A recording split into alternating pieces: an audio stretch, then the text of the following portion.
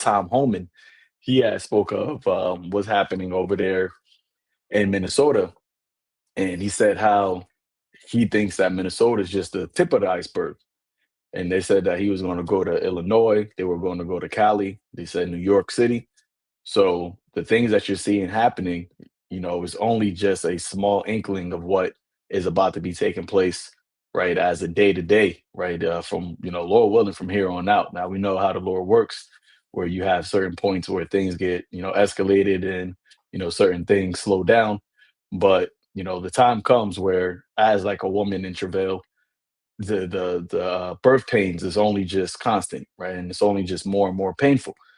All right, and now you're seeing these troops, right? They're speaking about, and there's so much stuff, right, to harp on. Through the spirit, we'll touch on what we touch on as the spirit feeds us. But the troops are now speaking about going door to door, right?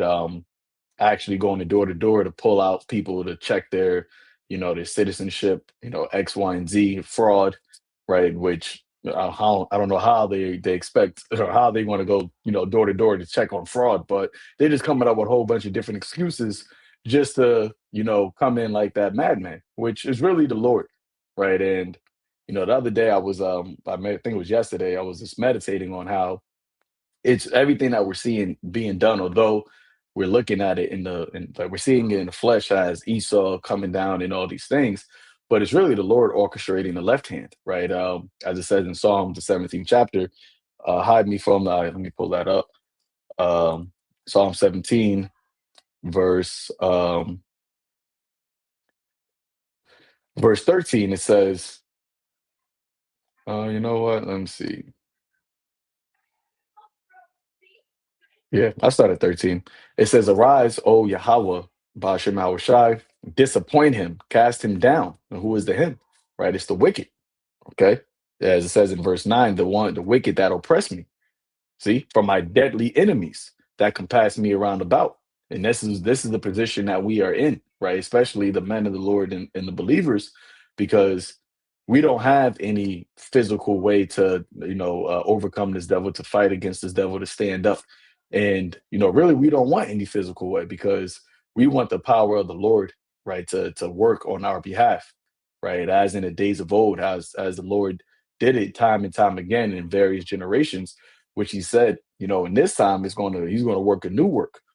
All right. But in order for the Lord to work that work, he has to put us in that position to be compassed about, right? He has to put us in the position to need him. And this is why we cry out until Yahweh Bashem Yahweh.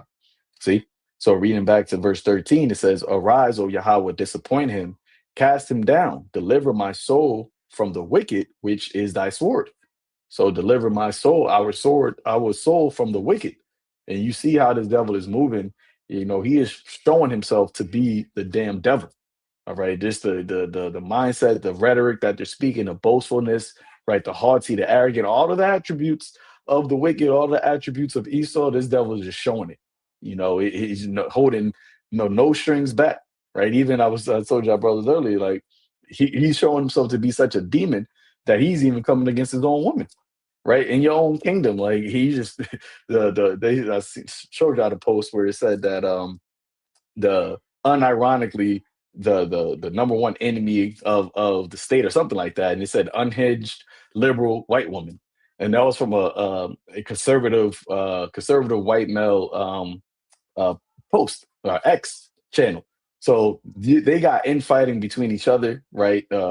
Politically divided, right? Nationally, being divided, and then they're even divided in their genders. So as the Lord said, right, this cup is going to pass onto Esau, and he's going to have to drink of it, and he's not really realizing that this is all ultimately leading up into his fall because he's a proud man. So he's coming with even more and more pride, right? He's not humbling himself. He's not saying, you know what, let me see why things are so disarray. He's blaming everybody else, and of course, the number one person he's blaming is Jake, right? I mean, he's blaming a white woman. It's kind of like the opposite. How us we blaming Eve because she was dealing with the white man, dealing with the Satan. The serpent, right? Which that still happens, but now like how the scripture says that the Lord is, putting these curses on them. So now you got Esau mad at his woman for basically, they're saying though they standing up or trying to fight against the conservative white men, right, and their dominance. But hey, where it's a beautiful thing to see how the Lord is bringing down this devil, and these times is showing that it's only going one direction, right? Which is once again the sorrows are only just starting. So yeah, I ended with that. Brothers can jump in. Kind of got a precept. This is the book of Psalms, chapter 119, verse 126. And it reads, "It is time for thee, Yahweh, to work, for they have made void thy law." And that's the times that we're seeing upon us, right? And it's very interesting because we see like literally everything, like immediately when we see events, precepts pop in mind, because the events are like, you don't need to scratch your head and wonder, does this fall between this precept, or is this referring to this or that?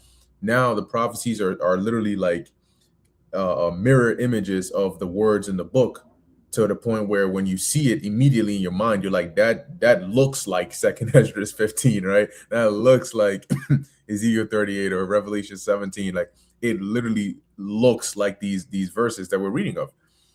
And that is the working of Yahweh, Bahasham Yahweh Shai, because that's the Lord works on his time. And the duality of that is nothing, as the angel told Ezra, nothing is going to happen until the Lord has set it to happen, right? He has an appointed time. But the other side of that is once that time hits, there's nothing that's going to stop it from happening or taking place. And we don't know, the Lord's timeline, right? But we can watch and see the events and the signs and see sometimes he'll speed it up, he'll slow it down, speed it up, slow it down. But there are times when the Lord is just like, I'm going full throttle, pedal to the metal. And you just see event after event after event, setup after setup after setup. Because eventually when you tilt that first domino back far enough, because you may hit it, you flick it, and it looks like it's about to hit the second one, but then it bounces right back and it stands and it wobbles a bit.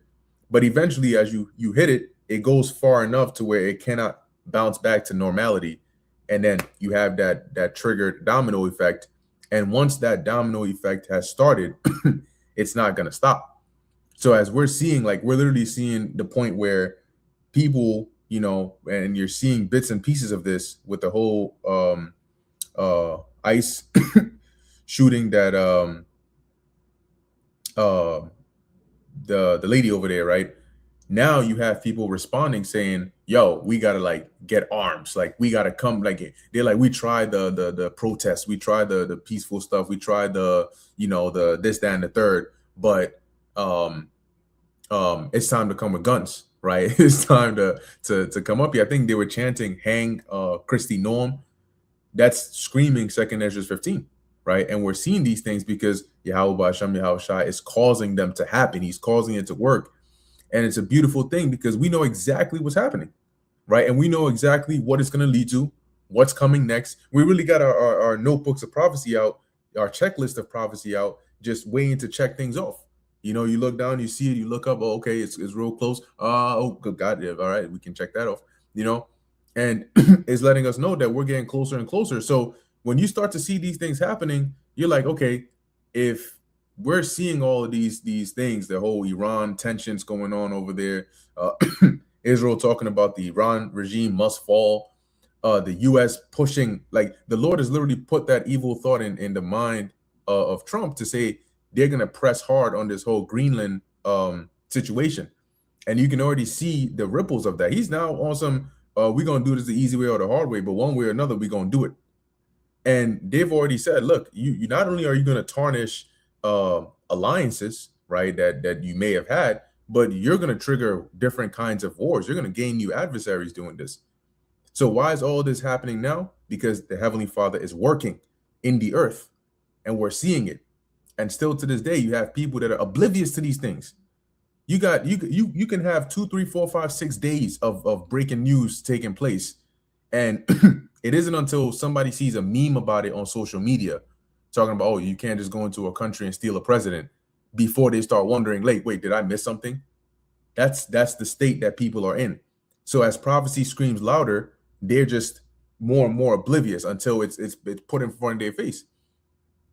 So as the title says, the sorrows are just getting started, and these people, you're gonna start to feel the actual squeeze, like a anaconda or whatever wrapped around you, squeezing, and it's not gonna let up. And we're gonna watch, right? Because the Lord is gonna be doing His work. You do not look over here, because ain't none of us are jumping in. Ain't nobody's gonna pry that anaconda open. That's not happening. And we're definitely not talking, oh Lord, please, why don't you have murder? What did Ezra say? That time is past. The angel told Ezra that, right? He said that was the time of the past where they prayed for them. And the Lord ain't gonna hear that prayer now. Like he told Jeremiah, you think the Lord is gonna look at all the wickedness going on in society today and you're gonna pray for these people and he's gonna hear that? No, he might look at you, a certain kind of way. Yeah. But you brothers got it.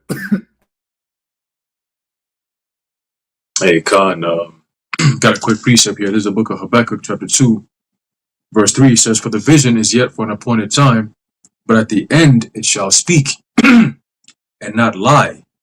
Though it tarry, wait for it, because it will surely come, it will not tarry. And pretty much what brothers have been saying, and it's been going on as a theme so far in 8 days into 2026.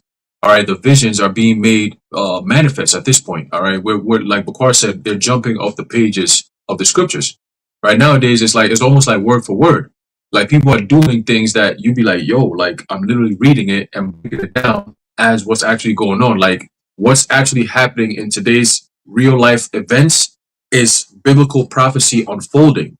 I can literally go into the prophecies and read it word for word, and then read an article describing events that's happening, and it's literally taking the words from the scriptures. Okay? And then you still, at that point, you're sitting there like, yo, this is like almost surreal. Like, it's almost unbelievable. Like, damn, like this is actually happening? Yes, it's happening. But even for us, it's like, sometimes you got to snap yourself back into reality. Like, yo, this is actually happening. Like, you know what I'm saying? Like, you check, because it's so many things going on. There's so many things going on. This is why we're at the end, because one theme that you always pick up on is that these things is happening simultaneously, globally, and also it's increasing in its in its frequency, right? There was a time where the things that's happened, all right, over this past week was unforeseen, right? It was like, nah, ain't no way a president could go kidnap another sitting sovereign president with his wife, right? Not just him alone, with his wife. What kind of operation is this? That you're including the drug lord, right? The quote unquote drug lord and his woman. Is she also part of it? Right? And then they said they were being indicted in New York, right? What came out of that? Are we still gonna get a follow up on that? What's really going on? Or did that just die down? So we're just gonna focus on Colombia, and we're gonna focus on so-called Mexico, and then we're gonna focus on Greenland, and we're gonna just forget about what just happened that sparked the whole the world to go crazy. What's going on, right? But they know that these things are happening, and they're happening so fast that it's like one event happens, and then you don't even have enough time to digest it. Another one hits you, and another one hits you, and another one hits you. So for us who are watching, it's like, yo, this is exciting. This is amazing. Like, what do I even touch on? Right? But then for those who are not watching, it causes you not to want to watch, because there's so much going on that you're like, wait, where do I even start? Right? A lot of people didn't know all these things were going to be happening. To them, it's just happening like out of nowhere. Like, damn. Right? But meanwhile, for years, we've been tracking it. Right? For those who've been listening to us, it sounds like, yo, y'all been saying this every year, something bad going to happen. And then, well, it's happening. 8 days in, and you're seeing all these things. So we are super excited. Okay, we are very excited, and that's why when you see DJ Trump moving the way he's moving, it's only confirming everything we've been saying and everything the scripture says, right? That the man of sin is being revealed, because he knows that he had but a short time. So his true nature is just coming out. It's kind of like when you want to find out you want to check somebody's character, right? They might be faking it. They might be, like the scripture says in Ecclesiasticus, right? That though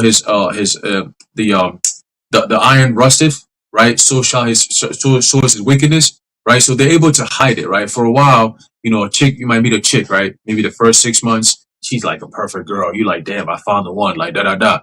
And then you give her like another year or two. Next thing you know, you're like, oh, that's who you really are, right? But how did you get to that point? You had to pry it out of her, right? You had to put her in certain situations that brings out her true character, right? So it's the same thing. The Lord is stirring up, like Bakar said. The Lord is stirring things up to the point where now you're starting to see Babylon's true character, right? You're starting to see the Edomites and their true character, how much of a savage brute beast they are, right? All they do is want to go to war, kill, destroy, pillage, steal, rob. All the attributes that's written in the scriptures that describes Esau, Edom, he's showing it in these last days, right? Nobody else on this earth is doing that. The Chinese people are not doing that. Even they have Taiwan, which is like, 100 miles off of their coast, and they're not even attacking it like that. They're not even going in there like that. And then you got America saying, yo, we want Greenland. We must have Greenland. And not that we want it. We must have it. It belongs to us. Right? Hex has said, oh, we need to go to Venezuela because of the oil that they took from us. Like, this is the rhetoric. Again, the Lord is exposing these devils for who they are. Okay? Okay, one quick one and I'm going to pass it. All right, it's the book of Jeremiah, chapter 49, and verse 16. It says, thy terribleness hath deceived thee, and the pride of thine heart. Right? Going back to the point that Zaquan made about how Esau is showing himself even in the pride. His words, right? His actions, okay? His plans, okay? His plans are very blasphemous when you really think about it, right? This nigga plans everything ahead of, like, in the future, but he does it so matter of factly, like, oh, we don't even consider, like, the Lord's plans. We don't even consider prophecy. Like, that's not going to stop us, you know? But it's like, dude, you're subject to prophecy. You might want to listen to the prophets, bro, you know?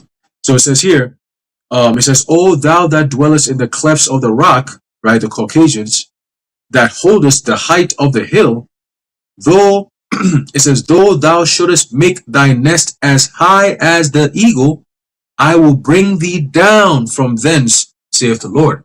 Okay? So it's the Lord who's the one it's the Lord who's the one who's going to bring you devils down, man. Not no other person or a group of people coming together. So all these protests is for nothing. All right, all these the protest is all a sign of more things to come. That's what that means to us. It's not a thing of like, oh wow, people are gonna come together and there's gonna be a revolution. They're gonna overtake their governments and bring peace to them. No. It doesn't play out like that. All right, it doesn't play out like that. This is how it plays out. You do your protesting, you spark some shit. There's more chaos. There's martial law in the streets, and all hell is breaking loose. You getting gunned down. You out of there. That's what's coming. Okay, that is what's coming. A lot of people, mass arrests. Okay, like the Zaquan said, ICE niggas are going to be going into houses. We told you this is the beginning of Rex 84. You see it playing out. They're just not calling it Rex 84, but we telling you what it is. Okay, go back and read the blueprint, and you tell me if this ain't no Rex 84, man. Wait till they start putting mass titles on people, right? They start categorizing people. At that point, it's ball game. Okay, domestic terrorism. She called it. Christy Noem called that lady. What's her name? Renee Good. Whatever she did, right? Oh, that was domestic terrorism because she tried to run over an ICE agent. Okay, we'll see. We will see. All right, y'all brothers got it. Yeah, I just want to add on to the point that Aharon was talking about when he was like talking about we're actually seeing things happen. I'm gonna bring out a precept. This is Sirach or Ecclesiasticus chapter 25 and verse 7.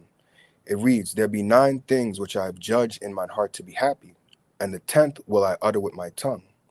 A man that had joy of his children, and he that liveth to see the fall of his enemy. See, it's different when you know something is going to happen as opposed to the difference when you actually see something happen.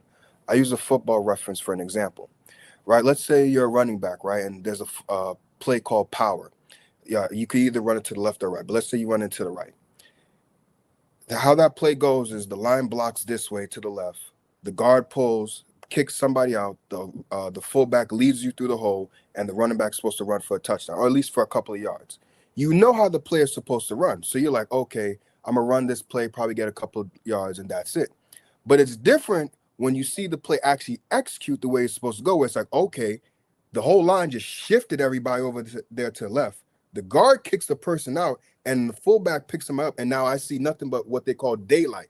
Now I see nothing but space. It's like, oh, okay, this is different than what I expect. See, it's one thing to know how something's supposed to go, and then when you actually see it happening, that's something completely different. And when you see, even when you watch those football players, when they actually see the hole, you actually see the eyes get big on because like they know I didn't expect that to happen. So now they know what? I'm about to run for a touchdown. I'm about to get it. And like Aharon was saying, also what?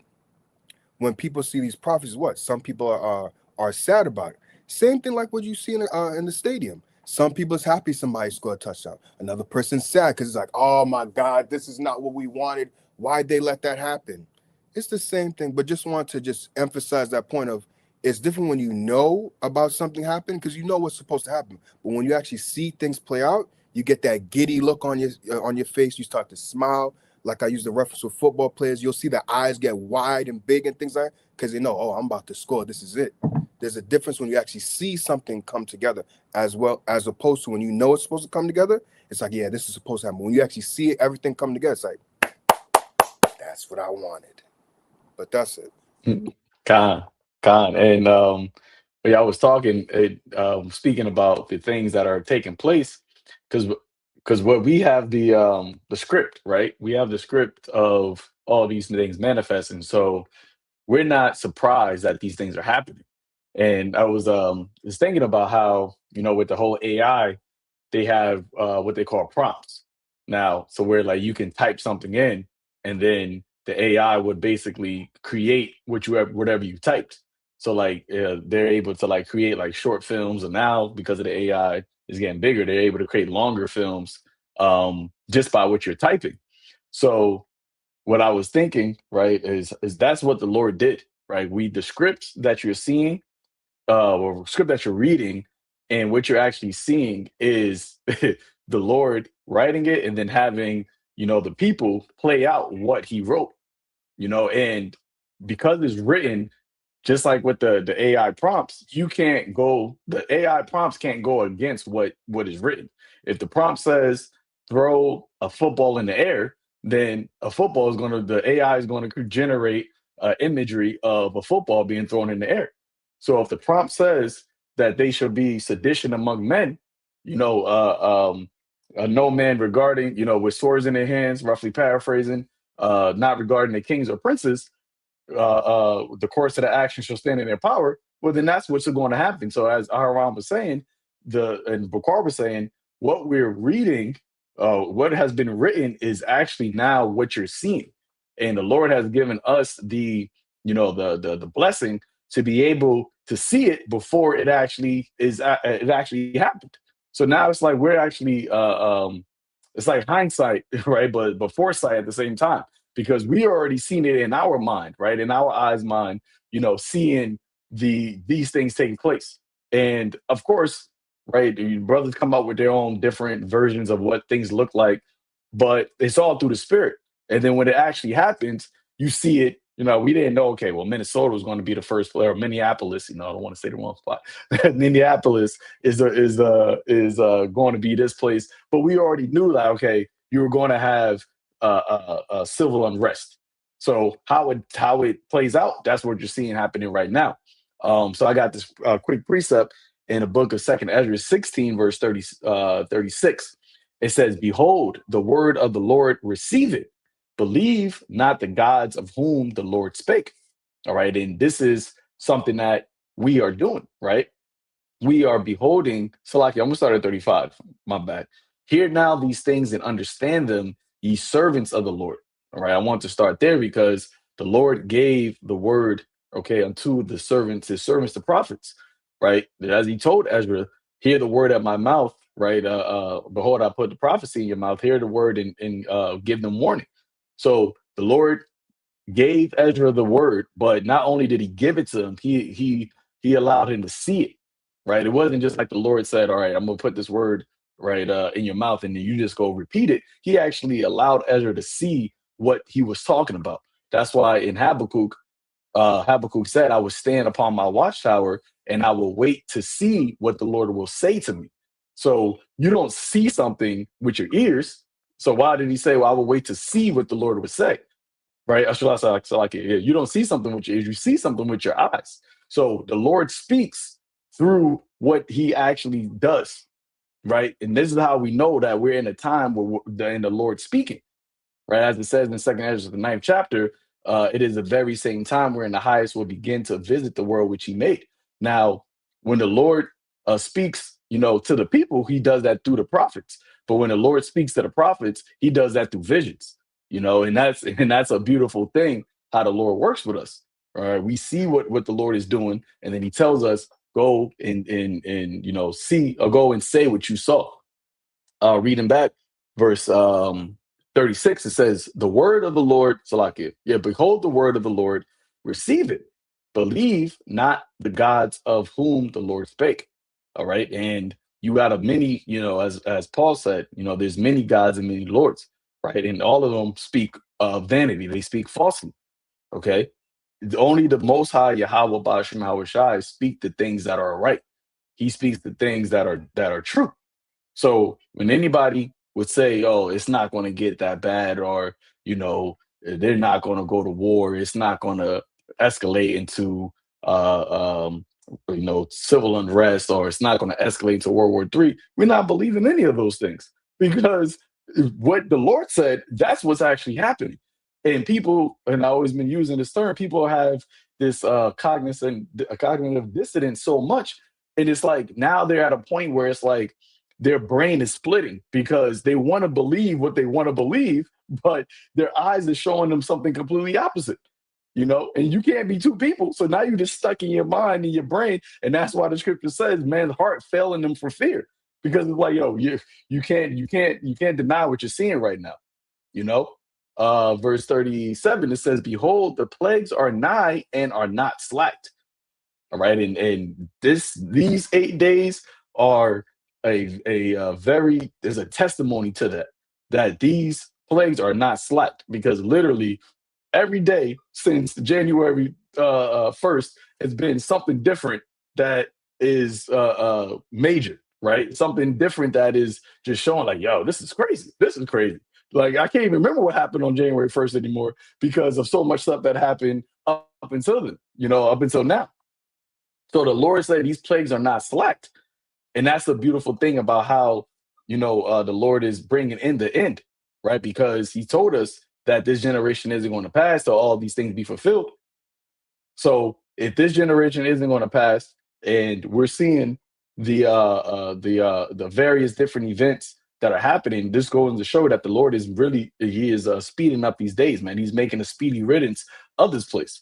But as it says in the next chapter, or next verse rather, and when a woman with child in the 9th month bringeth forth her son with 2 or 3 hours of great pain compass her womb, which pains, Salakia, when the child cometh forth, they slack not a moment. See? So always use this analogy, and in various different prophets, even Yahweh Shai, he used this analogy because it really drives the point of these times, right? Because as a woman with child, she can't escape it, right? She can't lessen it, right? And it only gets worse as it gets closer and closer till that child comes, and really this child is well, to us a child is born, but it's only going to get worse and worse until Yahushai comes. And these things that the Lord has told us to watch for are the things that are happening. But as it says, these are the beginning of sorrows, right? It's only just the start of the contractions. Even so shall not the plagues be slack to come upon the earth, and the world shall mourn, and sorrows shall come upon it on every side, right? So the world is mourning, like how the brother Shalaman said about you in the stadium and somebody scored a touchdown and you don't want it. Imagine you at a home game, or should I say, you at an away game, right? And and you went to the away game to watch your team play. So you in the stadium of a home crowd, but you're the away team's fan, right? And your team scores in their stadium. Everybody else is going to be mourning, and you're going to be the only one that's happy. And that's the position that we're in, because we're here. We have no continuing city, so we're in their stadium. We're in their home, right, watching them lose. You see, and what happens when you celebrate when everybody else is mad? They gonna want to try to fight you. They want to they want to get in your face. But hey, we got something for that. Well, the Lord got something for that. We don't got nothing for it. The Lord got something for that. But I'm gonna stop it right there. Yeah, I had some real quick. Actually, I'm gonna bring this out again. The precept that the brother Bukhar brought out, Psalms 119 and 126. Once again, it is time for thee, Yahweh Ba'ashem Yahushua, to work, for they have made void thy law. And as we always say, we are the heralds of Yahweh Ba'ashem Yahushua, the hopeful elect, the hopeful men of Yahweh Ba'ashem Yahushua, the prophets of the Lord. And a herald's job is to herald the coming of his Lord, to herald the coming of his king. But there comes a certain point where the herald's job is over with, and he has to take a back seat, and the king actually arrives. And we are at that point where, and we're quickly approaching it. We're not there yet because we're still preaching. Obviously, Lord's will, we're going to be out on the highways again tomorrow. As long as the Lord wants us to be out there, we're going to be out there. But there comes a time where the herald steps back, and the king that he's heralding in steps in, and the herald takes the back seat. And we are quickly approaching the time where this thing is going to be bigger than us. It's always been bigger than us. But everything that we've been speaking on is like that avalanche that's getting going. And now it's at the point where you see it's just out of control. Prophecy is just, it's an irresistible force. Everything is subjected to it. It's an unmovable force. It's an irresistible force. And as you can see, everything is going quick. And there's going to come a time where the Lord is going to put us in a hidden pavilion. As a matter of fact, I think I had brought that out to brothers earlier in the chat. Let me see if I can bring it out. And when you go into that word pavilion, I had actually done some research on the word pavilion. I'll get into that in a second, but this is Psalms 31 and 20.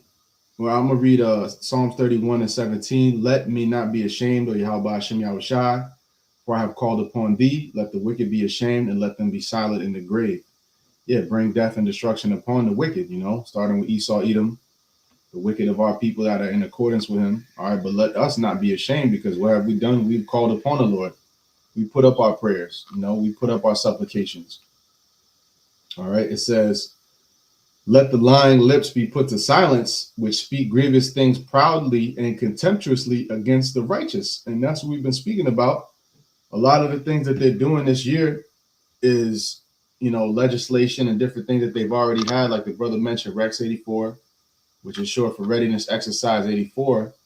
And as we said, they're not going to come out and say, well, listen, this is Rex 84. We're going to do it to y'all now. They're just going to do it. And those that know, if you know, you know. If you don't, then you're going to get caught out there. Okay? But what was the point? It said, let the lying lips be put to silence. And that's exactly what the Lord is getting ready to do. All right? So as the truth has been spoken through the Lord's servants, the prophets, all right, the secret has been made known to the Lord's servants, the prophets, and it's been manifested. Now it comes a time where we go into the background and the Lord manifests his work. The Lord manifests, his judgment. And we just sit back and watch. We quickly approaching that time. All right, because there's going to come a time where doing the work of the Lord is going to be a thing of the past. There's going to come a time quickly, and it may be this year, where we're going to look back and say, yeah, remember the days when we used to do the work of the Lord? Now, not to say that we're going to stop doing the work, but the work, it will change. We're still going to serve the Lord, but we're not going to be doing this ministry for much longer. All right, and that's just based off the signs that we're seeing. They clearly letting you know you're going to need digital ID to even get on YouTube and different things. They want to do that this year, so that's what it seemed like. We're going to keep watching it and see what happens. But going back to Psalms 119, it is time for thee to work. Now is the time where Yahweh B'Hashem Yahushai is going to say, listen, y'all, you did your job. Good job, my service. Now step aside and let me get active. Which he's been active the whole time, but you get the point that I'm making, is that there's going to come a time where it's going to go beyond just us speaking on it. And we're quickly approaching, and you see what's happening, that the Lord is getting ready to put us off to the side. All right. And even then, we're still going to be, a focal point in a lot of ways. But in terms of this truth coming out in this format, it's going to be a whole different way that the Lord does it. All right. But this is, I got a couple more. It says, I'm going to skip down to the 20th verse. Thou shalt hide them in the secret of thy presence from the pride of man. And that's what the Lord is going to do. And who is the most prideful one? When you go into the scriptures, Esau is known as the man of sin. You know, he's also known as, being the most proud. Okay. Everything associated with pride and wickedness is Esau, Edom. All right. So the Lord is going to hide us in that day. All right. So as they're going and doing this, we're going to be like ghosts in the spirit. They're going to be trying to get a hold of us, and it's going to be very hard to reach us in that day. All right. And the Lord is going to be making manifest these judgments. All right. And you can see it playing out right now with World War III. And that's when it says in Amos, the 8th chapter, they're going to be looking to and fro. If we were just out there in the open still, why would they be looking to and fro for the men of the Lord to seek out the word of the Lord? That's because it's not going to be readily available. It's going to be hidden. And it says here, thou shalt hide them in the secret of thy presence from the pride of man. Thou shalt keep them secretly in a pavilion from the strife of tongues. And when you go into that word pavilion, it goes into, I think the word in Spanish is papillo, which is basically like a tent.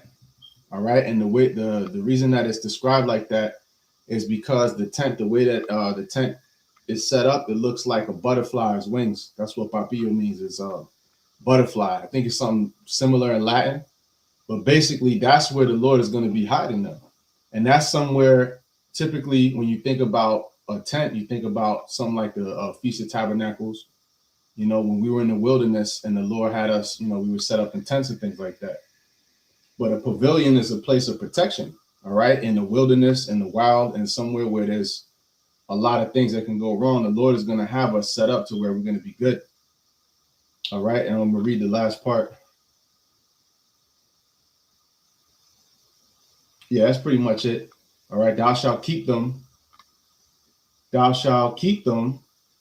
secretly in the pavilion from the strife of tongues. You see, what is the strife of tongues? Okay, that is all of the lies, all the anti-Semitism, the extremists this, extremists that, all of the lies and slander that they're going to be throwing on us. Stephen Miller, I can imagine that devil getting up there and talking his shit. He's going to go crazy. These motherfuckers are madmen, That's how he's going to be going. And the simple believe it every word. You still have people that are out there going right, left, the right, the Democrats, the lefties, the MAGA. They still in that. Anybody who's in that type of mindset, you're done. You still believe that there's something to politics. The bankers control both sides. Okay, Revelation 13, 2 horns as a lamb, but spake as a dragon. You can't tell that it's both the same. Oh, you think right and left is going to make a difference. It's both leading you to the same place. So if you're still in that type of mindset, you're finished. And you still have many people out over there. Oh, the lady, she should have got hit. She shouldn't have got hit. At the end of the day, it was the Lord's judgment. And at the end of the day, it's all a distraction so that they can bring in martial law. If you can't see that that's the whole purpose, then you're lost. Okay? But again, tying it into what I just brought out, the strife of tongues, in the NLT, it says, you shelter them in your presence far from accusing tongues. And what does that remind you of? The accuser of our brethren. All right, the accuser of our brethren. Who's the one who's constantly making that accusation? And Esau, a lot of time, he's afraid to directly address us, because they know that there's a spiritual power behind us. There's an actual power behind us. He's afraid to actually address us. So they may not say Hebrew Israelite directly, but Stephen Miller, when you listen to his speech, the most famous one that he did after I think it was after the CK thing, he was basically addressing us without saying it, but now they're getting to the point where it's like, you got to mention us directly and go ahead and do it. And that should scare you that we're in the mindset to say, go ahead and call us out.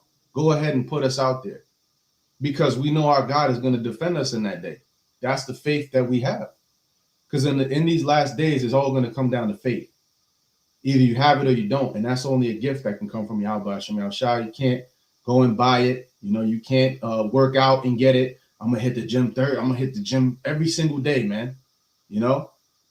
Not including the Sabbath. I'm going to go and hit the gym. And you can't work out to get faith. You can't diet to get faith. All right. Even if you pray for faith, you can pray for it and still not get it. It's ultimately up to the Lord. All right. That's what did Jeremiah say? We mentioned that earlier, pray not. The Lord told him, pray not for these people. All right. So even if the prophet, even if we say, hey, man, I hope that you get faith. I hope that if the Lord don't ordain it, you're not going to have it. And that's how precious of a treasure faith is. The belief in Yahweh Hashem Yahweh Shai is the most valuable thing that a man can have. And in these last days, we're about to see it. That's the beauty of it all, man. I'm gonna just leave this, say this last thing, give it to the next brother. Is we don't have to wait long to see who's really with the Lord and who ain't, because everything's coming to pass, man. Everything is prophecy is going just according to plan. So now is the time where it's all manifested.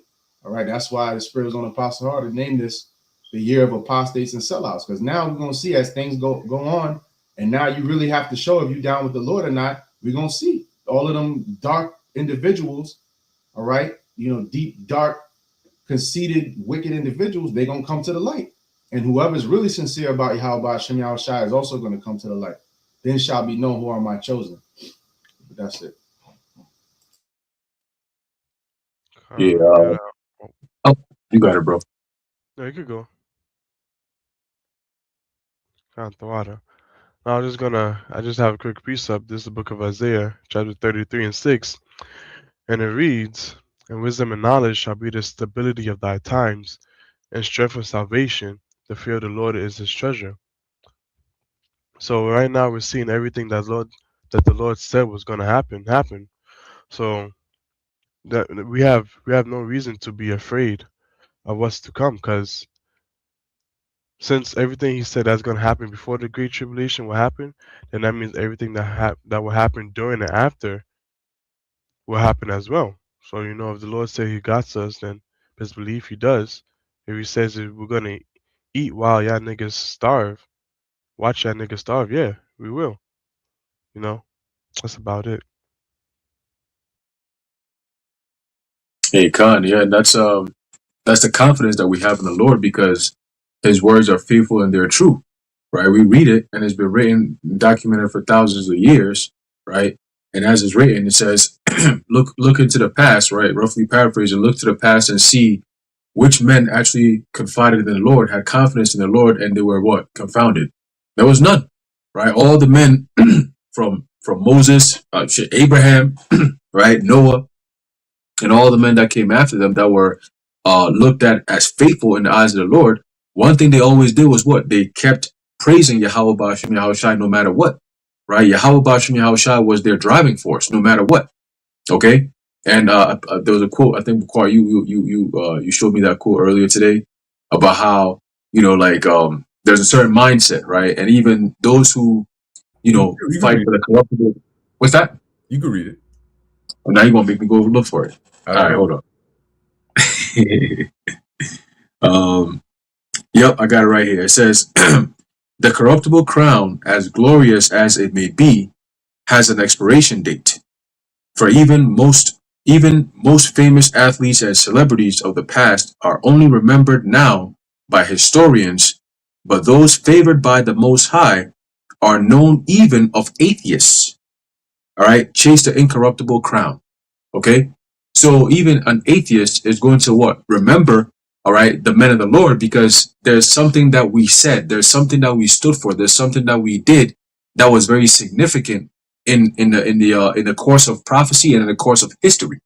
Okay, that's why our names are going to be written. Lord willing, we are those men. Our names are going to be written forever, like it's etched in history forever. That's why Ezra said that he was astonished by the men that stood so stiffly for the name of the Lord. Okay, and I got a quick precept here to back up that point. All right, this is the book of Isaiah, chapter 29 and verse 19. It says, "The meek also shall increase their joy in the Lord Yahweh." Why? Because we're seeing the things that the Lord said will be coming to pass that will be leading to the kingdom of Yahushua.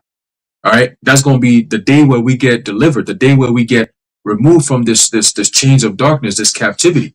Right, the day our so-called prison break, if you will. Right, that's the day that everyone is looking forward to. All right, that what I believe in the book of Romans, it tells you that the earnest expectation is that is the manifestation of the sons of God. Right, the earnest expectation of the creature. Right, So all these nations, even the, yes, including the nations, they're all going to be excited to see the kings of Israel actually come back again. Like, oh, finally the gods are here. Like, finally, like royalty and righteousness is back on the earth again. Like real royalty, not no stolen shit. Not no, I'm gonna beat you down, come to your land, come take your shit, beat you down, break you down, stomp you out, and then take your shit and then say, oh, listen, that's my shit now. No, it's gonna be done righteously, man. These nations are gonna get their cut. You know what I mean? You serve us, you're gonna get a cut. It's gonna be righteous. We're not gonna make a deal and then slice, chop it up and then throw it in your face and be like, hey, listen, it's not my fault that my oil is in your land. No, we're not gonna do that. Okay?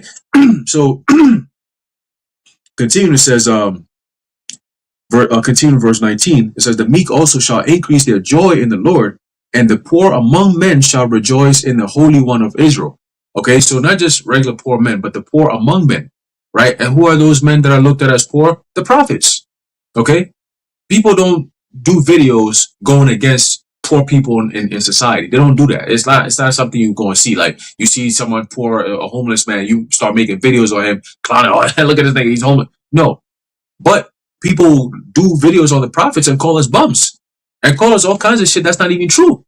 You know what I'm saying? But they will do these things. And what did Yahushua say? He said what? He said, I know thy works and thy poverty, right? But thou art rich, right? Our tribulation. He knows it all. But we are rich. Even though we're looked at as, poor in this world, whatever the case may be, we're rich in faith. And right now, from now till the Lord come back, the most important commodity any person can have is faith. Because remember, when you're going to be, everyone is going to be those dark days where only faith is going to carry you through to some form of light. All right. And that's going to come from within. If you don't got that, you're going to stay in that darkness forever. You're done. You're done. There's no way you're going to get out of it. You're going to see people crying, people giving up. And when I say give up, you know what I mean? They're going to delete themselves. You're going to be seeing a lot of that. Okay. Why? Because they don't have faith. What is there to look forward to? You see? But you see the manifestation of our belief. You see all these things playing out. We're like, yo, we're in the driver's seat, baby. We see it all. There's not that much time left before we get to the actual kingdom, man. Before we see Yahushua's return. Okay? So it says what? Verse 20 says, for the terrible one is brought to naught, and the scorner is consumed, and all that watch for iniquity are cut off. And who is that? Esau Edom. Right? Scripture says what? Only with thine eyes shalt thou see or behold, all right, the reward of the wicked. Okay, we're gonna see this devil being cut down, man. All right, we're gonna see Michael and his angels fighting against the dragon and his angels. We're actually gonna see that epic showdown. We're gonna see that. We're gonna see how they're gonna be blasted out of the heavens like nothing, because they think they're doing all this talking is because they really believe in their arms, bro. Esau really believes that he's got something that's like above and beyond anything any man has ever seen before, which is true. That's what makes this time the time like never before, because never in human history have we seen the kind of technological advancement that we're seeing on this earth right now, right? Never in history did we see an inanimate object become, active, right? Where it can actually be incorporated into life, where it creates images like AI. It creates images, it creates voices, and it can actually mimic you, right? It's crazy. Like they can actually create a digital you. You know what I'm saying? That's the whole shift into this whole transhumanism bullshit, whatever. But then never have we seen something like this before. So imagine never seen type of artificial intelligence, like intelligence that was made by man, so much so that it believes that it's conscious. Only thing it doesn't have is a spirit or a soul, but it believes that it's conscious. Man hasn't created that before. You create a car or these things that needed man to actually power it. Now Esau says, no, we're going to create devices that man don't need to power shit. As a matter of fact, it can power man. You see, we can create artificial intelligence that can make a man active. I can move you around and shit like that. That's crazy. You see? But then look at that and look at what kind of disaster could come out of that, right? What kind of ruins that could come out of this. This is why it's called a time like never before. They're going to use this type of technology, all powerful technology, to create all kinds of destruction. That's what it boils down to, because he's the man of sin. Okay? So verse 21, it says, that make a man an offender for a word, and lay a snare for him that reproveth in the gate, and turn aside the just for a thing of naught. So as she always mentioned, people like Stephen Miller, okay, he's a prime example of somebody who make a man an offender for the word, okay, because he creates these narratives, these actual things that Trump actually reads, Most of it is written by Stephen Miller. Okay, and apparently he's Trump's top advisory, whatever. I'm like, this nigga is advising the president. This nigga here, this atheist, nihilistic piece of shit is advising the president of the country. So now you see the direction in which the country is going, right? A nigga who could come up and tell you straight up, we're gonna take Greenland and nobody's gonna make war against us. Like, this nigga sound like he on drugs. Get him off this TV, man. You know what I'm saying? But these are the people that are actually. That's why the scriptures tell you that what the Lord says He's going to take the wise men out of what? Out of Teman. Okay, the wise men of Edom are going to be no more because in a society you need to have wise men. Kings had wise men, okay, so they can counsel. Hey, how do I go about this? What's the best way to do this? And you have these different men, like a round table, so to speak, right? Trump don't got a cabinet. He don't got a round table that can sit his ass down and be like, nah, Mr. President, I don't think we should go about it this way. You know, here's the evidence. Maybe if you wait a little bit, they're not giving him no strategies, man. He's just doing shit as he says. Marco Rubio, hey, you go do this. You know what I'm saying? Hey, JD Vance, you go do that. You know what I'm saying? And that's just it. They do it. Except you go do this, and that's it. Nobody's there to rein him in and be like, hey, listen, man, da da da. So it's not happening. See? No more do you have those wise men that could give this nigga counsel, man. All right? And that's what's leading to America's downfall.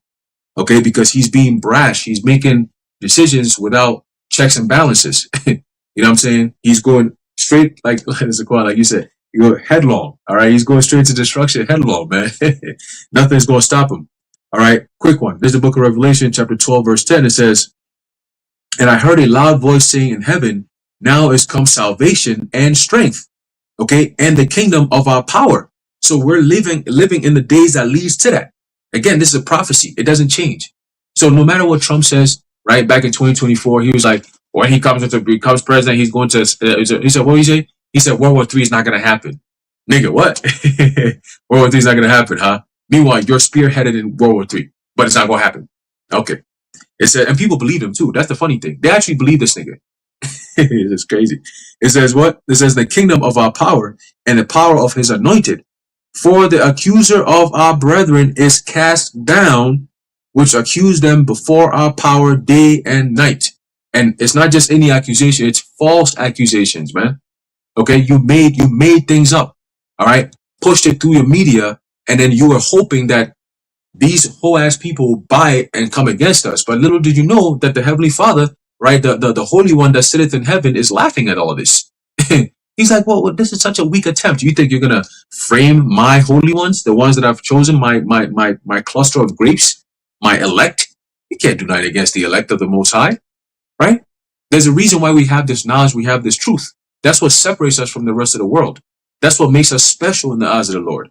So when we call upon the name of Yahweh Ba'ashem Yahweh Shai, he listens to us.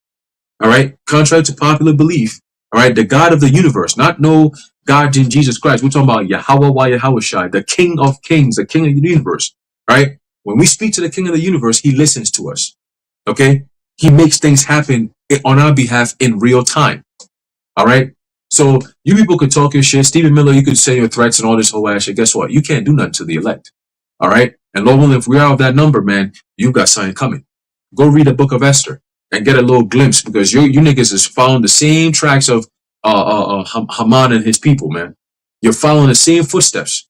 And guess what happens? History repeats itself. So just keep that in mind. All right? Keep that in mind. Y'all brothers got it.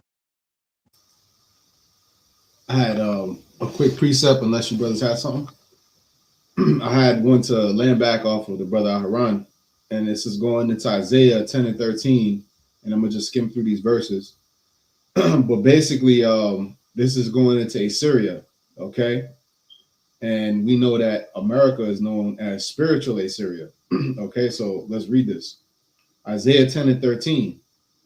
For he saith, by the strength of my hand I have done it, and by my wisdom, for I am prudent. And I have removed the bounds of the people, and have robbed their treasures, and I have put down the inhabitants like a valiant man. Okay, so who does that sound like? That's Esau Edom. Oh, you had something, Shalom? Oh, sorry. I thought I saw you raise your hand.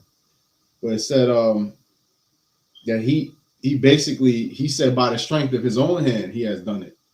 And that's what individuals like Stephen Miller, Trump, His look is more stout than his fellows. All these American devils are the most prideful beings and individuals that ever existed. All right.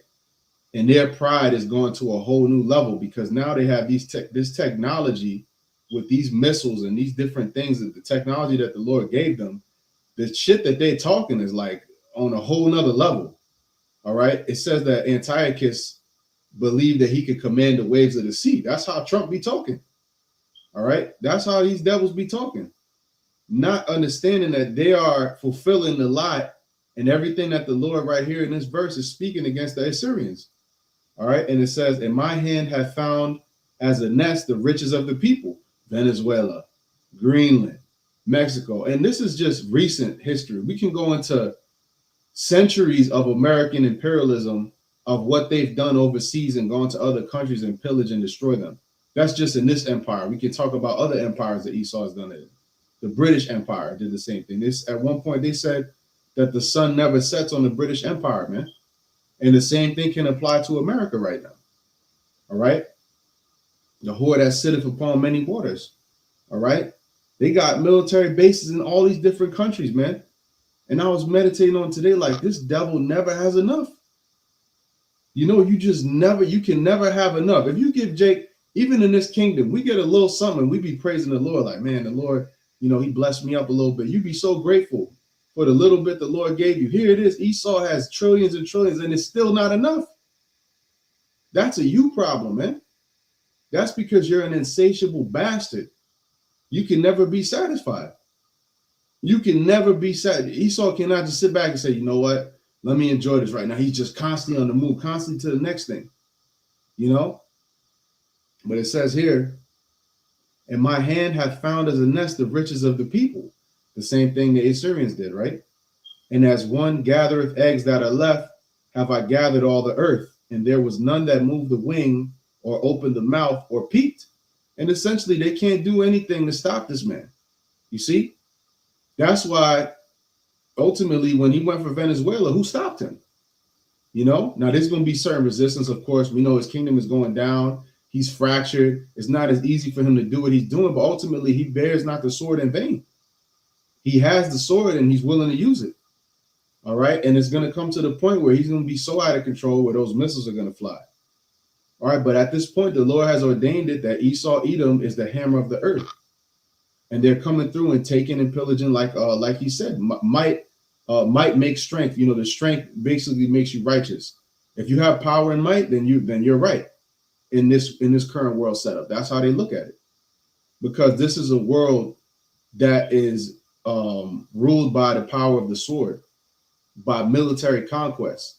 It's not ruled by righteousness. It's ruled by the law of the jungle. It's ruled by violence. Okay, and it says, and this was really the point I wanted to get, "Shall the axe boast itself against him that heweth therewith?" So the Lord is wielding you in his hand, all right, through the left hand, and he's hacking away at different nations and judging different people using Esau, Edom. But did you not consider that the Lord is going to eventually break you, the axe? Especially imagine you using the axe and the axe start talking shit at you. Yeah, I'm great, as you hacking away using it. You ain't great. I'm using you. You're just a piece of wood attached to a metal, a piece of metal that was sharpened. A tool, an instrument to take down trees. So how the hell you look boasting against me? I made you. You know, the Heavenly Father made you, and He made you for a certain time to rule and have your dominion and to use you as an instrument of judgment. But now you got high off your own supply, and you think that you're the one doing it out of your own might. Okay? It says, "Or shall the saw magnify itself against him that shaketh it?" Imagine using a power tool, and the power tool get up and start talking shit and say, "Yeah, look what I did." Like, nigga, I'm using you. I'm wielding you. But here it is. You forgot that you're just a tool. You know, you don't, you know, when you're a hammer, every problem, how's that shit go? When all you have is a hammer, every problem looks like a nail, correct? You know, so basically that's all you're going to use, because you have that weapon, you have the weaponry, the Lord gave you the sword. So it's like, shit, yeah, we'll bomb over here. That usually fixes everything. We'll drop some napalm here, we'll drop some bombs here. That's how he rules. So everything to him, every problem is a nail because he's the hammer of the earth. But did you not consider that the Lord is going to turn it on you and judge you? And don't you read this? Like, you Edomites, you elites, you should read these scriptures, because we know that they sometimes at times they get into the scriptures. You should read this and say, damn, this directly applies to you. You are the axe that's being used, and you have world domination in a time where the world is in the worst state that it's ever been. You don't ever stop to think that you're the one fulfilling the lot of being the wicked, the red horse. Esau's the end of the world, Jacob's the beginning of it that follow it. You don't ever stop to think that this all applies to you. And we know that you do because you watch these videos. All right. But it says, as if the rod shaketh itself against them that lift it up, or as if the staff should lift up itself as if it were no wood. Right. If the Lord didn't wield you, you wouldn't be able to do what you're doing. So it's the Most High that gave you the certain power to do what you're doing. As it says, the smith that bloweth the coals in the fire. Okay. So the Most High gave you nuclear technology. The Most High created the nuclear scientists to have this. He gave you everything he gave you. All right. Therefore shall the Lord of hosts, send among his fat ones leanness, and under his glory he shall kindle a burning fire, a burning like the burning of a fire. And that time is quickly coming where you're going to be brought down. All right. And that's going to be by the way of the weapon that the Lord gave you, your own weapon, the nuclear technology that you have, certain technology you have access to is far beyond, your ability. And you don't have the wisdom to have the technology that the Lord gave you. So it's going to come to a point where it's going to destroy you. And the Lord is going to put that thought in your mind. All right. Just as he did Pharaoh, just as he hardened his heart, he's going to harden your heart to where you're going to fire missiles upon each other. You think you're going to go into your bunkers and hide away to get away from the wrath of the Lord. And you're going to be found out. All right. Yahweh Hashem Yahushai is gonna search you out. And you're going to be the first fruits of slavery, man. All right. There's a couple more. It says, in the light of Israel, which is Yahweh Hashem Yahushai, shall be for a fire, and his Holy One for a flame. And it shall burn and devour his thorns and his briars in one day. Okay. And amen. We know there was a certain time where the Lord judged the Assyrians. 185,000 of them was destroyed in an instant because they came against Hezekiah, Isaiah, and the remnant at the time. All right. And applying it to now, there's going to come a day where in 1 hour your kingdom's going to be devoured very quickly and in an instant. All right. So with all of the boasting that you do, it's a beautiful thing because you're just showing more who you are. So when we see you boast and brag and beat on your chest, we're like, man, you're just fulfilling a lot of being Esau. Keep doing it. And we're going to keep exposing you. So long as the Lord got the spirit on us to do it, we're going to keep exposing you, man. And this is the last verse. It says, and shall consume the glory, last two verses, and shall consume the glory of his forest and of his fruitful field, both soul and body, and they shall be as when a standard bearer fainted. In the NLT, it says, Yahweh Hashem Yahushua will consume Assyria's glory. Like a fire consumes a forest in a fruitful land, it will waste away like sick people in a plague. And that's going to come when the ICBMs hit. All right, it says, of all that glorious forest, only a few trees will survive. So few that a child could count them, man. So, and we know when this judgment comes, the Lord is going to leave, nothing left of this kingdom. It's going to be a desolate wasteland. And the only ones that you left that's going to be in them bunkers, you're going to be the first fruits of slavery. You're going to wish that you got disintegrated in the missiles. When you find out your fate, all right, and when you understand that Yahweh Shai has returned, all right, and he has delivered his elect up, all right, and that's when they're really going to shit their pants, man.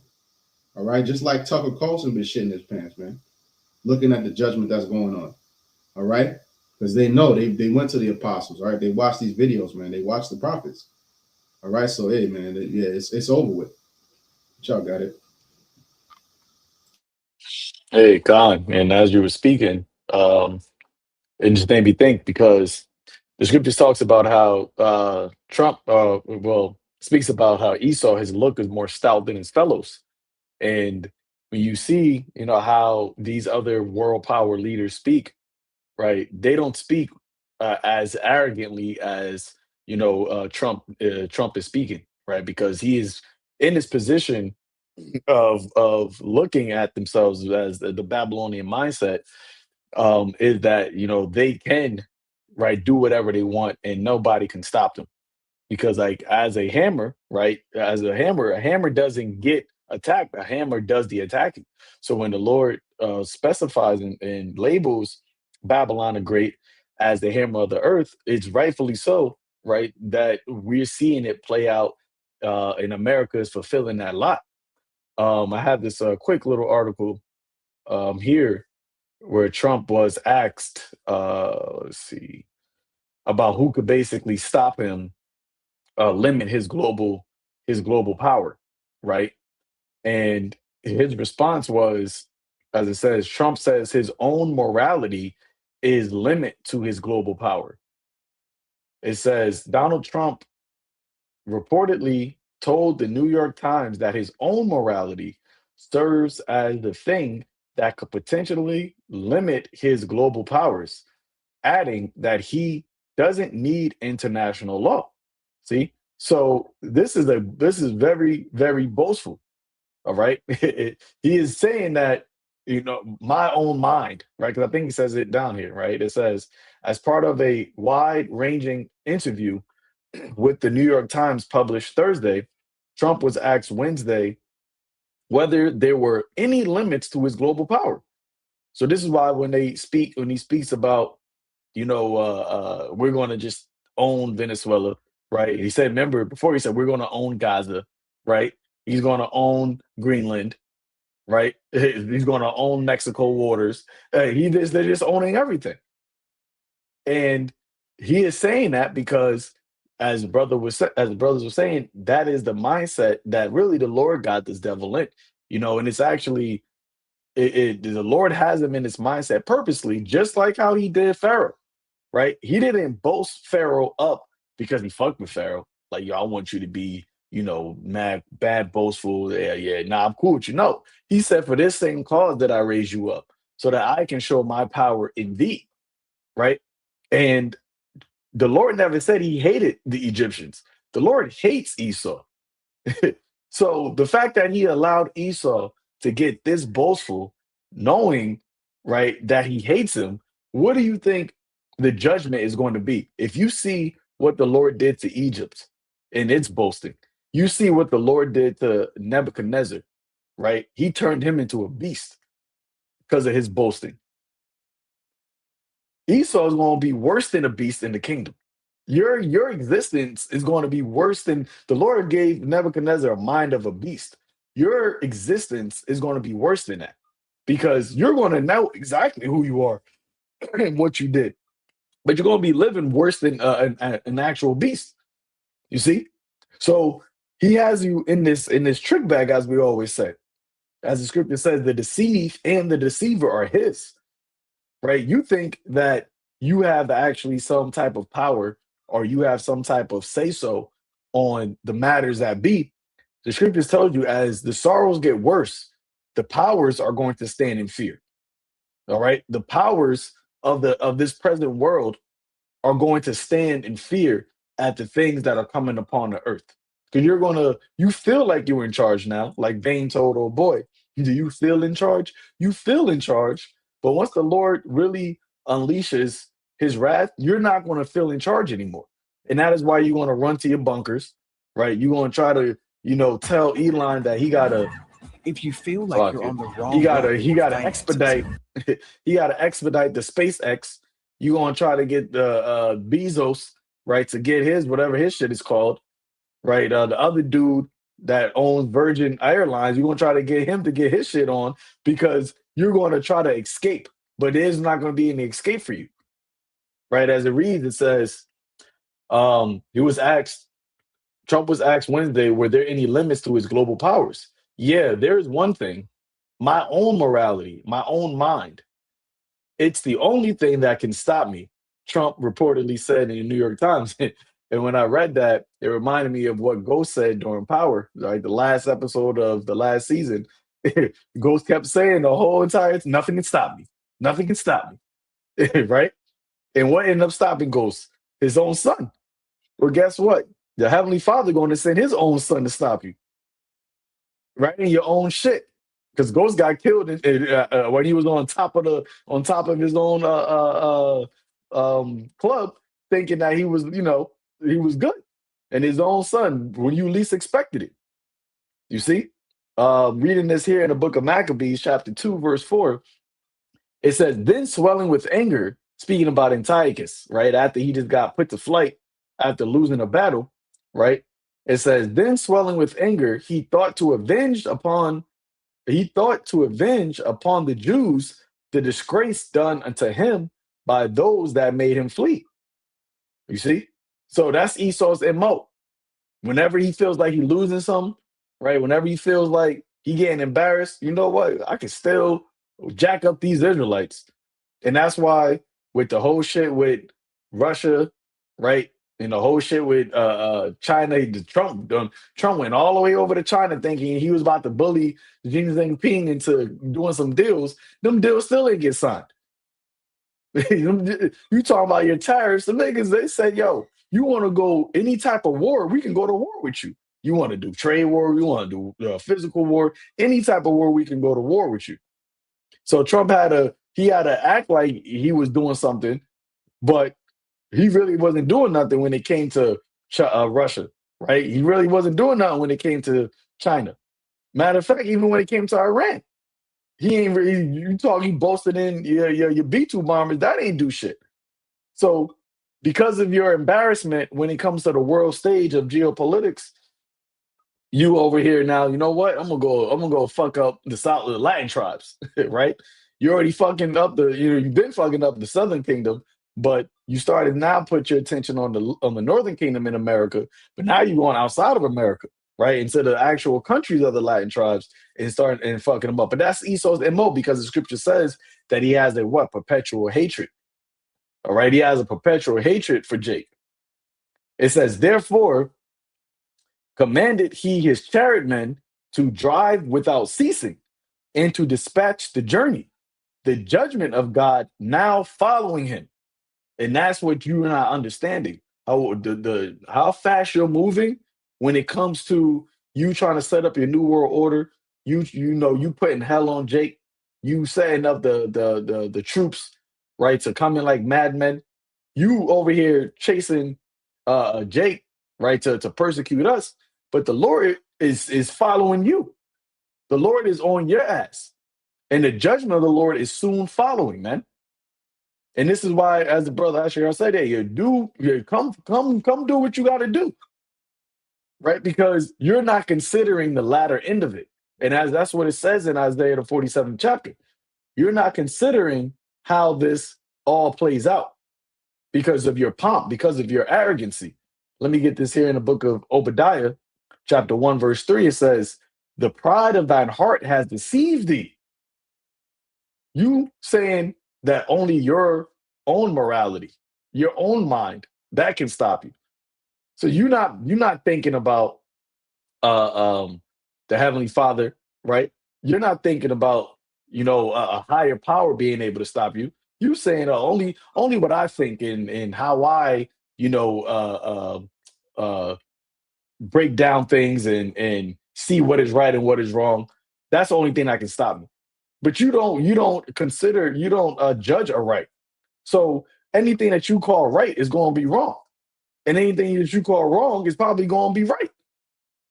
So you're going to just continue to wax worse and worse because your mind, right, your heart is lifted up, and also, as it says in Habakkuk, right, your soul that is lifted up is not upright in Him.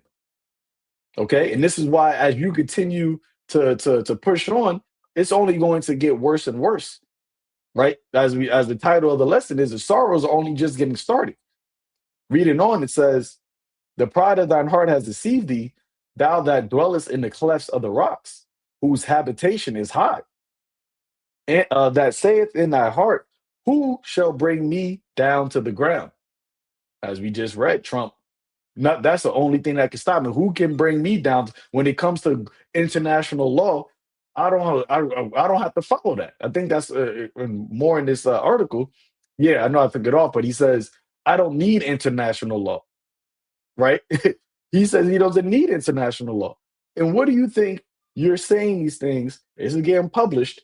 What do you think your enemies are thinking? What do you even think your allies are thinking? Because it's clear that you're not even respecting your own rules, right? When it comes to landmarks, right? When it comes to who has sovereignty and who doesn't, and the rules and engagement when it comes to those things, right? Another piece of information here where Trump speaks about what the hell did I go? Slovakia. I thought I had this up here. Oh yeah, here you go.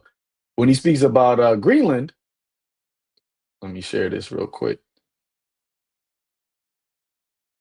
He says either we could do this however you want to do it, right? He was over there speaking like was it the dude from the jail? We can do this the easy way, we can do this the hard way. I forgot his name. Fleece Johnson. Yeah, Fleece Johnson, there you go. Right? That's how he over here talking. The Greenland is mine, it belongs to me. But let's listen to what he says here. Are you thinking of giving people in Greenland? So I can. Let me see. Can y'all hear that? Can I hear this? How much money are you thinking of giving people in Greenland No? to get them? Can you raise up the volume a little bit? Not talking about money for Hold on. Greenland yet. I might talk about that, but right now So I can. we are going to do something on Greenland, whether they like it or not. Can y'all hear that? because If we don't do it, Good. Russia It's a little low, but we can hear it. will take over Greenland, and we're not going to have Russia or China as a neighbor. Question: how much money are you thinking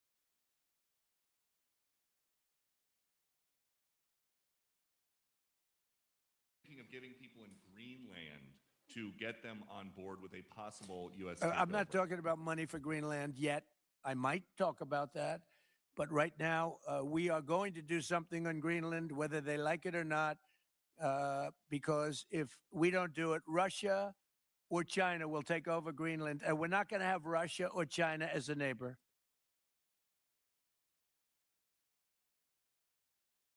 Hey, Zaquan, I just wanted to say real quick. Are Oh, you speaking? no. Go ahead. I didn't realize I was on mute, but you got. Oh shit! Yeah, I was going to say he just said something stupid because he just said we're not going to allow Russia or China to be our neighbor. But what about Alaska? Like Russia is like 50 miles away from Alaska. Isn't that a neighbor? Like so, all this like it goes to show you that they set up these things as agitation propaganda. Like they have to have a reason to come out and do these things. So now all of a sudden, oh, another reason why not only is it for national security, but we don't want Russia or China to take it, like to come take over that land. So we're gonna go over there and take that land. Like Russia never came out and said we're coming for Greenland. China never said we're coming for Greenland, but you are declaring that you're gonna go take over Greenland with the excuse that you don't want Russia or China to go take it. That's bullshit. Okay? But again, that's the devil for you, man. You guys are Quan. Yep. Yep. And that's exactly, the narrative, right? The lie that they want people to believe. Right? Let's just use same shit that Biden was saying. It's Putin's problem. Putin. It's the same shit. Right? Gas prices, you want to blame it on Putin. Greenland been over there for how long? And now all of a sudden, oh, we don't want China and Russia. China and Russia want to take it. They could have been took that shit. Like, what do you mean? They got missiles that's gonna fly over Greenland. They're not worried about Greenland.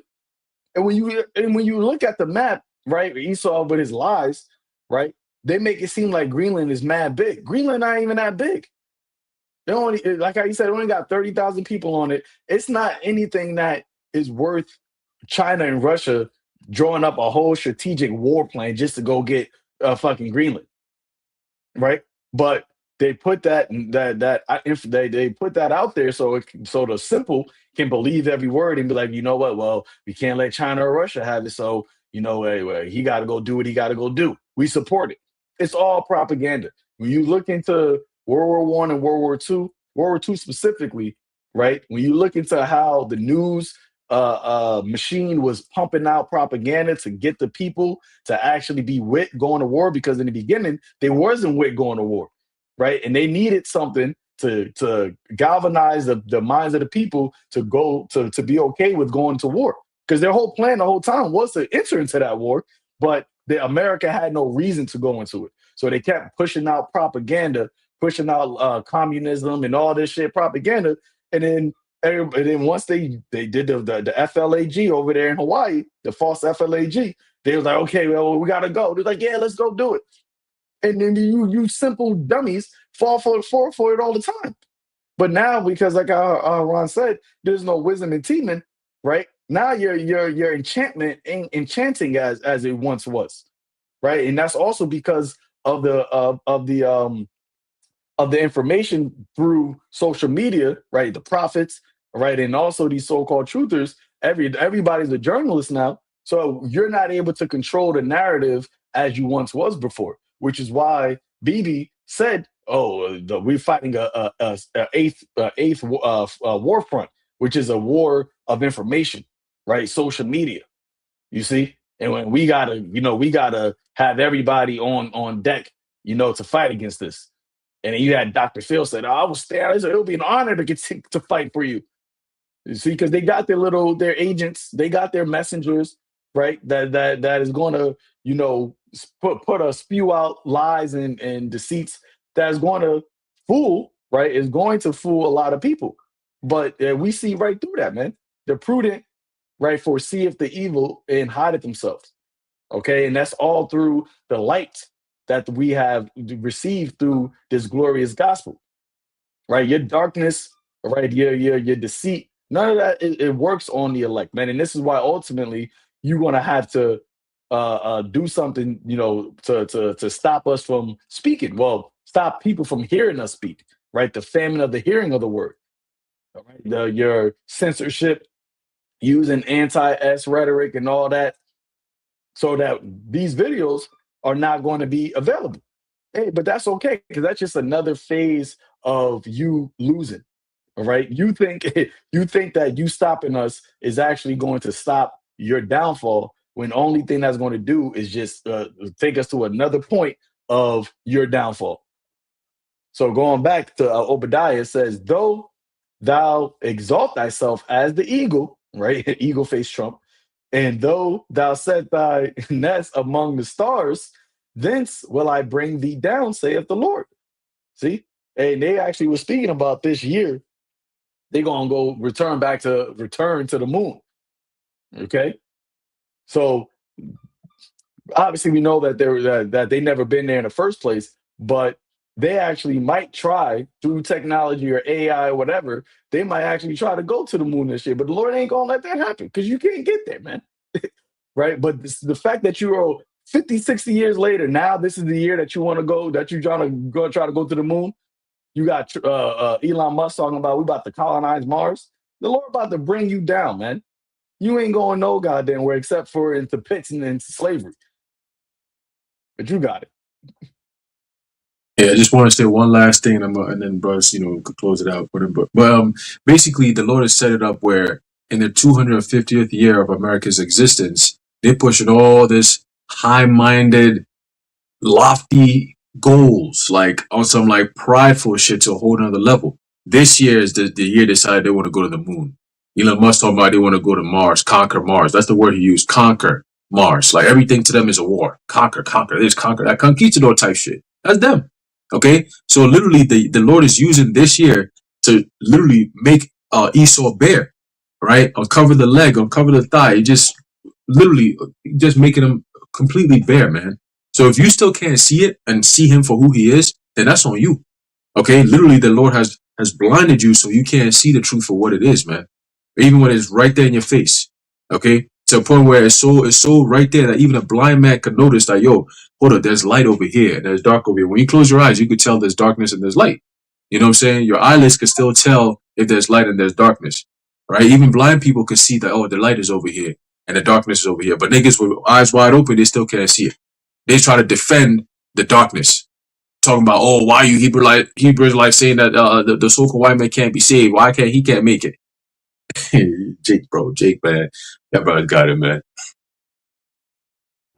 Yeah, one last precept on here. pertaining to what brothers were saying. Let me see if I still got it on here. But basically, it's in the book of Ezekiel, as the Lord said that he was going to bring judgment upon Israel. Actually, I got it here. It's Ezekiel 24:14. It says, I, the Lord, have spoken it. It shall come to pass, and I will do it. I will not go back, neither will I spare, neither will I repent.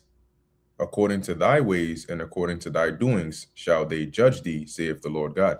And that's the one last thing that I wanted to mention, which is that once the Lord does this, there is no going back, right? Like, you're not gonna reverse it, right? He's not gonna stop it. Like, once the Lord makes a move, you never get to undo that. Okay, none that doesn't happen.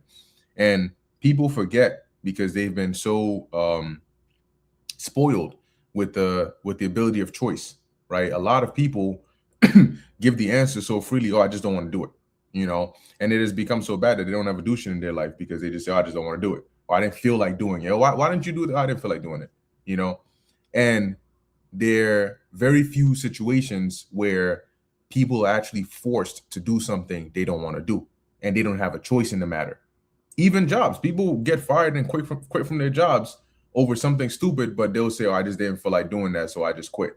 So in their minds, there's nothing that's like tough enough to force them to do something that they don't want to do until the judgment of the Lord, which is where you're actually forced to experience something you absolutely do not want at all. Forget consent.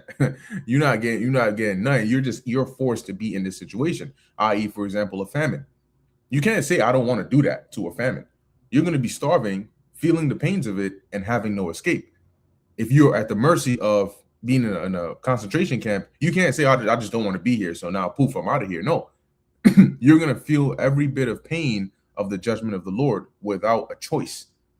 And that is going to hit a lot of people hard because their minds are not prepared, nor are their bodies prepared for that because of how spoiled they've become. So yeah, that's what I just wanted to mention in there. But that's it for me.